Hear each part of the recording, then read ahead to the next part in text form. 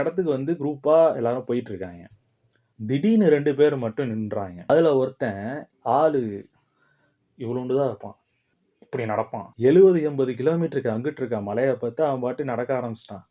எவன பத்தியும் கவல இல்ல. யார் என்ன நெனச்சா என்ன? யார கூப்பிடுறாங்க இல்ல. அதெல்லாம் எந்த மயிரையும் அவன் யோசிக்கல. அவன் பாட்டு மயிரா போச்சு நடந்துகிட்டே இருக்கான். போயே தீருவேன்டான்னு சொல்லிட்டு நடந்து போறான், உருண்டு போறான்.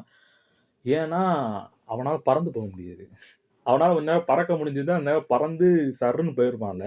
அவனால பறக்க முடியாது. ஆனா, அவன் ஒரு பறவை. இங்கிட்டு வந்து குரூப்பா பெண் குயின்ஸ்லாம் வந்து நடந்து போகுது. நான் வந்து எனக்கான வழிய தேர்ந்தெடுத்து போற மாரி ஒருத்தன் வந்து போறான். ஆனா நடுவுல ஒருத்தன் இங்கிட்டு போறதா, இல்ல அங்கிட்டு போறதா, எங்கிட்டு போறதுன்னு தெரியாம ஒருத்தன் நடுவுலயே ஒருத்தன் நின்னுட்டு இருந்தான். நம்ம ஒரு கன்ஃப்யூஷன்ல ஒருத்தன் வாழ்றான் பாருங்க சார். அவனோட கஷ்டத்த யாராவது பேசுனாங்களா? இதுல நெறைய பேரு நெறைய பாயிண்ட் ஆஃப் வியூ சொல்றாங்க.